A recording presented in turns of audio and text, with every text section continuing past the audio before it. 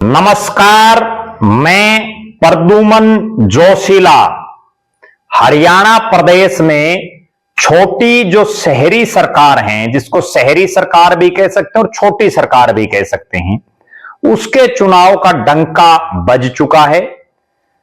तमाम जो राजनीतिक पार्टियां हैं वो अपने प्रत्याशियों का ऐलान कर रही हैं और मेयर, नगर निगमों में मेयर, नगर निगम के सदस्य जो भारतीय जनता पार्टी ने तो अपने घोषित कर दिए हैं, कांग्रेस पार्टी ने अभी अपने मेयर के जो प्रत्याशी हैं उनको चुनावी मैदान में उतारा है। जबकि बाकी जो दल हैं, जिनमें आम आदमी पार्टी ने भी कुछ सीटों पर अपने प्रत्याशी उतारे हैं और इंडियन नेशनल लोकदल अभी कोई विधिवत रूप से घोषणा नहीं कर पाई है। कई जगह निर्दलीय जो प्रत्याशी हैं उन्होंने भी चुनावी समर में उतरने का ऐलान कर दिया है, उन्होंने डंका बजा दिया है। लिहाजा हरियाणा में राजनीतिक पारा पूरी तरह से गर्म हो चुका है और इसी गर्मी में, हालांकि सर्दी का मौसम है लेकिन राजनीतिक पारा बड़ा गर्म है। इसमें आज हम बात करने जा रहे हैं एक ऐसे नगर निगम क्षेत्र की, उसके एक वार्ड की, जिसमें वैसे तो नगर निगम का उस पूरे नगर निगम क्षेत्र में तीसरा चुनाव है, लेकिन उस वार्ड में यह चौथा चुनाव हो रहा है। आपको सुनकर भी बड़ी हैरानी हुई होगी, लेकिन इस वीडियो में हम सिलसिलेवार तरीके से आपको बताएंगे। और उससे भी महत्वपूर्ण बात यह है कि उस वार्ड में, चूंकि अभी कांग्रेस पार्टी जो देश में सबसे पुरानी पार्टी है, हरियाणा में विपक्ष में पार्टी है, बड़ी पार्टी है, उस पार्टी का ऐसा दिवालियापन पिटा हुआ दिख रहा है कि वो एक ऐसे प्रत्याशी को चुनावी मैदान में उतारने जा रही है जो इंडियन नेशनल लोकदल, जी हां, इनेलो पार्टी में हल्का के प्रधान की जिम्मेदारी जिसने निभाई है और जिसने एक पांव उनका इंडियन नेशनल लोकदल में है, एक पांव कांग्रेस में दिखाई दे रहा है, यानी दोनों हाथों में लड्डू हैं। जब आप वीडियो को पूरा सुनोगे ना तो आपको समझ आएगा कि आखिर ये कांग्रेस की नैया डूब क्यों रही है। अगर उसके पास खुद का अपना प्रत्याशी नहीं है तो उसको कम से कम जिस पार्टी के साथ वो मुकाबला कर रही है, भारतीय जनता पार्टी, उसी भारतीय जनता पार्टी के किसी प्रत्याशी को जिनकी टिकट कट गई है और कोई मजबूत और जिताऊ चेहरा हो, उस पर ही दांव लगा दें। कम से कम बीजेपी को नुकसान तो होगा। इंडियन नेशनल लोकदल तो पहले से ही मृत प्राय है, पहले से बिल्कुल हाशिए पर, और शहरों में तो इनेलो का कोई जनाधार ही नहीं है। अगर कहीं कोई कांग्रेस को मजबूती प्रदान करनी है अपने आप में, तो उसको अपने मुख्य जो उसका विरोधी दल है उसमें सेंध लगाने की जरूरत है।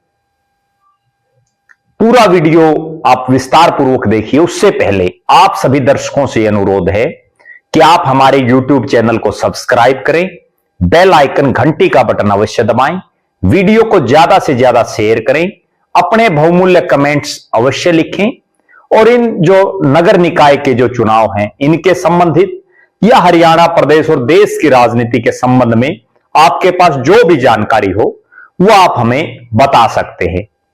तो आज हम बात करने जा रहे हैं हिसार नगर निगम क्षेत्र की। हिसार पहले नगर परिषद थी। नगर निगम का जो यहां पहला चुनाव हुआ वो 2013 में हुआ। उसके बाद जो दूसरा चुनाव हुआ वो 2018 में हुआ और अब तीसरा चुनाव 2025 में हो रहा है। 2 मार्च को उसकी वोटिंग है। लेकिन इस हिसार में एक वार्ड ऐसा है, बहुत सोचने वाली बात बता रहा हूं मैं, एक वार्ड ऐसा है जहां चौथा चुनाव हो रहा है। आप भी अचंभे में पड़ गए होंगे। और वो वार्ड है, वैसे तो नलवा विधानसभा क्षेत्र का पार्ट है, आजाद नगर जिसको कहते हैं। आजाद नगर जिसको मिनी भारत कहें तो भी कोई अचंभा नहीं होगा। उस आजाद नगर में 19 नंबर वार्ड एक ऐसा वार्ड है जहां चौथा चुनाव हो रहा है। उसका कारण यह रहा कि यहां जो दूसरे चुनाव में जो नगर पार्षद यहां से जीते जो पहले चुनाव में भी जीते हुए थे, नरेंद्र शर्मा, उनका एक सड़क दुर्घटना में आकस्मिक देहांत हो गया और उसके बाद यहां उपचुनाव हुआ। उपचुनाव में उनकी धर्मपत्नी को बड़ी बंपर वोटिंग लोगों ने करके जिताया। सहानुभूति भी थी और सहानुभूति के साथ साथ 2-3 चीजें बड़ी थी। पहले मैं इस वार्ड का आपको बताता हूं कि इस वार्ड में हालात क्या है।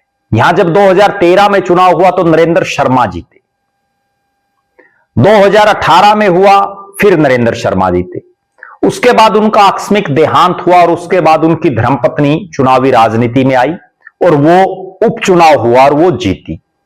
इस वार्ड की एक और खास बात है, वो बात यह है कि यहां एक परिवार तीनों चुनाव जीता है और एक प्रत्याशी यहां ऐसे हैं जो तीनों चुनाव हारे हैं उनके सामने। उन्होंने उपचुनाव में भी जब किसी और प्रत्याशी ने अपना नॉमिनेशन करना उचित नहीं समझा, तब भी उन्होंने अपना नॉमिनेशन किया, लेकिन वो चुनाव नहीं जीत पाए। अब बात करते हैं, ये तो हमने बताया कि विचित्र स्थिति इसलिए है कि यहां चौथा चुनाव हो रहा, जबकि बाकी मेयर का भी तीसरा है और बाकी जो 19 वार्ड हैं अलग अलग, उनमें भी ये तीसरा चुनाव है। और रोमांचक इसलिए हो गया इस बार का चुनाव यहां कि यहां आजाद नगर जो पूरा क्षेत्र है, इसमें 2 वार्ड है, 18 और 19। इससे पहले के जो दोनों चुनाव हुए हैं उनमें 18 और 19 दोनों बार ओपन वार्ड रहा है, जिससे जो सामान्य वर्ग के लोग हैं या जो ओपन में कोई भी चुनाव लड़ सकता है, एससी समाज के भी बहुत से लोग खड़े थे, बैकवर्ड समाज के भी, तो यहां जो है अब 18 नंबर वार्ड एससी के लिए रिजर्व कर दिया गया है, जिसके बाद 19 नंबर वार्ड से कई लोग चुनावी तैयारियों में। भारतीय जनता पार्टी ने मेयर के अपने प्रत्याशी की घोषणा कर दी, कांग्रेस पार्टी ने मेयर के प्रत्याशी की अपनी घोषणा कर दी, भारतीय जनता पार्टी ने इस वार्ड से अपने एमसी के प्रत्याशी की भी जो है घोषणा कर दी है। अब बारी है कांग्रेस किसको चुनावी मैदान में उतारे। जी हां, वो कांग्रेस जो इस नलवा विधानसभा क्षेत्र में लोकसभा का जब चुनाव था तो यहां जयप्रकाश जेपी चुनाव जीते थे। जब विधानसभा का चुनाव आया तो यहां कांग्रेस हार गई, बुरी तरह से हार गई नलवा हलके में। इसके बाद जो है कांग्रेस के नेताओं में आपसी बयानबाजियां भी शुरू हो गई। अब जब टिकट बंटने का समय है, चूंकि जो है 17 तारीख आखिरी डेट है, तो लिहाजा टिकट किसी भी समय अनाउंस हो सकती है। इसलिए बहुत महत्वपूर्ण वीडियो, क्योंकि हिसार का ये इकलौता ऐसा वार्ड है जिस पर हम इसलिए फोकस कर रहे हैं। हम वार्ड वाइज भी जो वीडियो बनाएंगे, तमाम 20 के 20 वार्डों के बनाएंगे, लेकिन उसकी शुरुआत हमने 19 नंबर वार्ड से इसलिए की है। एक तो यहां के जो मतदाता हैं उनकी बहुत ज्यादा डिमांड हमारे पास आ रही थी, बहुत लोगों के हमारे पास फोन आ रहे हैं लगातार कि आप 19 नंबर वार्ड जहां बड़ा रोचक मुकाबला होगा उसके लिए आप कोई वीडियो बनाएं। इसलिए हम आज 19 नंबर वार्ड से इस वीडियो की शुरुआत भी कर रहे हैं। और शुरुआत इसलिए भी महत्वपूर्ण है कि हमारे जो सूत्र हैं, मेरे जो सूत्र हैं, उन्होंने यह बताया है कि देश की सबसे पुरानी पार्टी जो वर्तमान में विपक्ष में कांग्रेस पार्टी की हालात इस वार्ड में यह है कि उसके पास इस वार्ड में कोई अपनी पार्टी का चुनाव लड़ने वाला शख्स दिखाई नहीं दे रहा। जी हां, यहां से जो चर्चाएं मिल रही हैं वो ये हैं कि 3 चुनाव जो लगातार हारे हैं और इंडियन नेशनल लोकदल के हल्का प्रधान जैसे बहुत महत्वपूर्ण पद को जिन्होंने सुशोभित किया है, सत्यवान पान्नू, उन पर कहीं ना कहीं जो है ऐसी चर्चाएं हैं कि उन्होंने कांग्रेस प्रत्याशी के लिए अपना आवेदन किया है और कांग्रेस पार्टी की वो इंडियन नेशनल लोकदल में है। देखिए आप, अभी भी पिछले जो इंडियन नेशनल लोकदल के कार्यक्रम हैं उनमें वो पूरी सक्रियता से हिस्सा ले रहे हैं। इंडियन नेशनल लोकदल में होते हुए दोनों हाथों में लड्डू लिए हुए हैं। और मेरा यह मानना है कि इसीलिए राजनीतिक पार्टियां लगातार हाशिए पर जा रही हैं। जो शख्स इंडियन नेशनल लोकदल में हल्का प्रधान जैसे अति महत्वपूर्ण पद को सुशोभित जिसने किया हो, वो आज बिना पार्टी को विधिवत रूप से छोड़े हुए कांग्रेस के लिए प्रयास कर रहा है। और कांग्रेस के नेता देखिए, कांग्रेस के नेता भी जो मेरे पास जो सूचना है उनको टिकट देने के लिए तैयार बैठे। कमाल हो गया। ऐसे में कैसे कांग्रेस की नैया पार होगी? जो कांग्रेस ये कहती है कि हम पूरे दमखम से ये नगर निगम का चुनाव लड़ेंगे, और यहां तक कि कांग्रेस के बड़े नेता ने तो यहां तक दावा किया कि हम मेयर भी अपना बनाएंगे और हम अपने पार्षद भी बनाएंगे। लेकिन इस 19 नंबर वार्ड में ये हालात है। मैं अन्य प्रत्याशियों की भी चर्चा करूंगा। यह हालात है कि यहां कांग्रेस पार्टी को अपना कोई मजबूत कैंडिडेट नहीं दिख रहा, और इसलिए वो एक इनेलो नेता पर दांव खेलने की फिराक में है।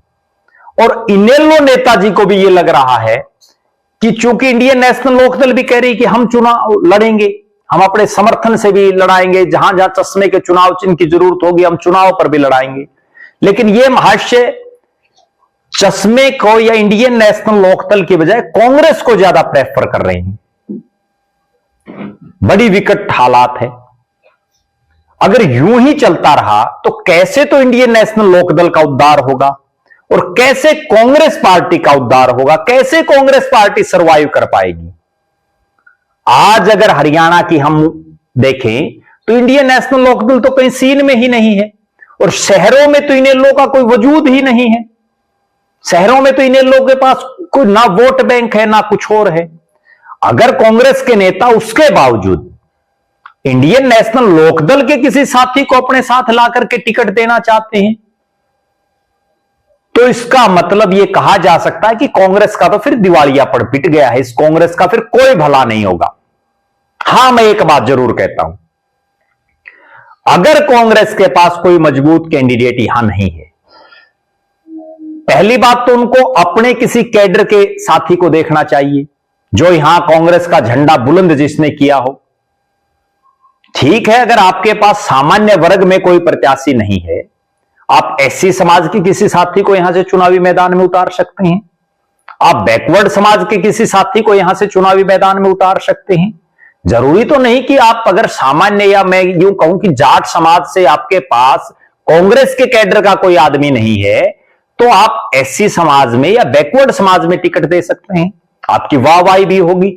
और मैं एक उदाहरण देता हूं, जब 2019 का चुनाव था तो इंडियन नेशनल लोकदल ने डबवाली से एससी समाज के डॉक्टर सीताराम को टिकट दी थी, और जननायक जनता पार्टी ने तोशाम से एससी समाज से आने वाले डॉक्टर सीताराम को टिकट दी थी। दोनों डॉक्टर सीताराम है, और बड़ी वाहवाही हुई थी उनकी।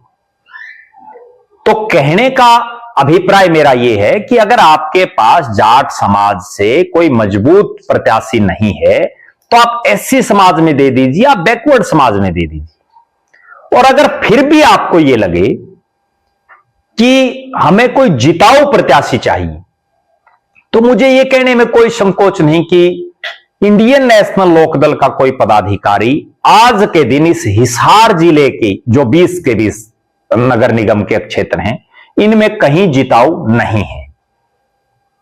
उस हालात में अगर आपको दांव ही खेलना है, तो आप दांव खेलिए अपनी जो मुख्य विपक्षी पार्टी है आपकी टक्कर में, जो सत्ता में है, भारतीय जनता पार्टी, जिसका शहरों में डंका बजता है, उस भारतीय जनता पार्टी के किसी मजबूत प्रत्याशी को, मजबूत जो दावेदार को आप अपने पक्ष में लाइए। क्योंकि मेरे पास जो सूचना है उसके मुताबिक भारतीय जनता पार्टी की टिकट पिंकी शर्मा को मिलने के बाद इस 19 नंबर वार्ड से जो बीजेपी की टिकट मांग रहे थे, वो कई साथी बीजेपी छोड़ने के लिए भी तैयार हैं।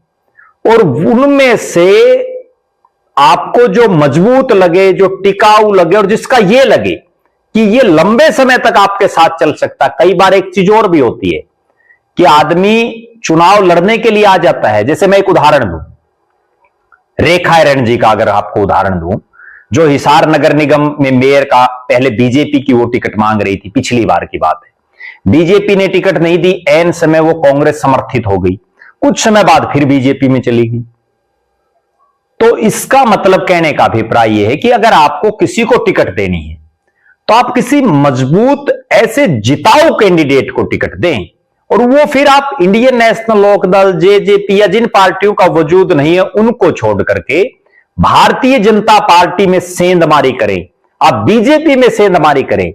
राज कब आएगा कांग्रेस का? देखो, एक मैं समझाने वाली बात, कांग्रेस का राज तक बीजेपी का राज क्यों आया? पहले ये देखो, जब कांग्रेस के लोग टूट करके बीजेपी में आएंगे तब बीजेपी का राज आया। अब जब बीजेपी में से लोग टूट करके कांग्रेस में आएंगे तभी तो कांग्रेस का राज आएगा, वरना अब जितने लोग हैं इनसे अगर राज आता तो पहले ही आ जाता। एक और गजब बात, नलवा से कांग्रेस हारी, जितने वोट नलवा से कांग्रेस को मिले अगर इन्हीं वोटों से जीतते तो इस बार भी जीत जाते। अगर अगली बार प्रत्याशी को चुनाव जीतना है, कांग्रेस प्रत्याशी को, तो उसको भारतीय जनता पार्टी में सेंधमारी करनी होगी। इनेलो का तो कोई वजूद ही नहीं है, हल्के में भी नहीं है कुछ भी। बीजेपी के लोगों को तोड़ करके कांग्रेस में ला करके अगर उनको और मजबूत आदमी को, यूं नहीं कोई पता नहीं हो तो कितने घूमते हैं, मजबूत, जिताऊ, टिकाऊ, संघर्षशील और एक ऐसा शख्स को लाना चाहिए जो लंबी रेस का घोड़ा हो, जो वर्षों तक आपका साथ दे सके। किसी ऐसे युवा को आप जो है अपनी पार्टी ज्वाइन कराओ, उसको कांग्रेस का पटका पहनाओ। एक तो वो बीजेपी को छोड़ेगा, बीजेपी को एक डेंट पड़ेगा, और एक जो बीजेपी में आज के दिन तो लोगों का आने के लिए होड़ है, इनेलो में से तो लोग रोज जाने की तैयारी में बैठे हैं, बार बार जा भी रहे हैं लोग। क्षेत्रीय पार्टियां तो लगभग हाशिए पर हैं, और बीजेपी में से जब लोग निकल करके आएंगे तभी तो आपको मजबूती मिलेगी। और हिसार के 19 नंबर वार्ड में से अगर भारतीय जनता पार्टी से तोड़ करके किसी मजबूत शख्स को कांग्रेस अपनी टिकट देती है तो उसका मैसेज हिसार में नहीं, पूरे हरियाणा प्रदेश में जाएगा। और क्यों जाएगा? क्योंकि इस आजाद नगर क्षेत्र में हरियाणा नहीं, पूरे भारत के अलग अलग राज्यों तक के लोग रहते हैं। पूरा हरियाणा में एक मैसेज चला जाएगा कि बीजेपी को बहुत बड़ा झटका कांग्रेस ने दिया है, और उसके एक मजबूत जो उसके दावेदार हैं टिकट के, उसको अपने पक्ष में ला करके अपना प्रत्याशी बना दिया। तभी बात बनेगी, तभी आप वास्तव में कांग्रेस को उभार पाओगे। वरना तो यूं तो पार्टियां बहुत हैं, अगर आप ऐसे ही किसी प्रत्याशी को मैदान में लाएंगे तो फिर उससे कैसे काम चलेगा। अब मैं अगली बात पर आता हूं कि वास्तव में आजाद नगर का जो 19 नंबर वार्ड है, इसमें हालात और परिस्थितियां क्या है? इसमें हालात और परिस्थितियां ये हैं कि यहां पिंकी शर्मा और उनका परिवार 3 बार चुनाव जीत चुका है, हैट्रिक बना चुका है जीत की। सत्यवान पानू जी हार की हैट्रिक बना चुके हैं। लिहाजा अगर सत्यवान पानू जी उनको हरा पाते तो पहले के 3 चुनाव में भी कहीं ना कहीं हरा देते। हरा नहीं देते तो कम से कम क्लोज कंटेस्ट तो करते। हार जीत एक अलग बात होती है।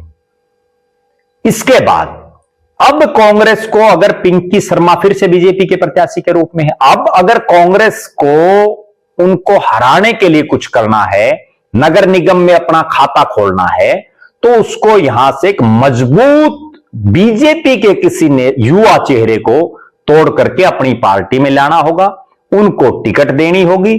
और अगर उनको टिकट दी तो इस 19 नंबर वार्ड की जो फितरत मैं जो समझता हूं वो ये है कि यहां कांग्रेस जीत जाएगी। ये कांग्रेस के लिए जिताऊ वार्ड बन जाएगा, और इसका फायदा ना केवल कांग्रेस को इस वार्ड में आने वाले इसी चुनाव में, मेयर के चुनाव में मिलेगा, क्योंकि वहां भी वोट पड़ेंगे, मेयर भी कांग्रेस का जीत सकता है।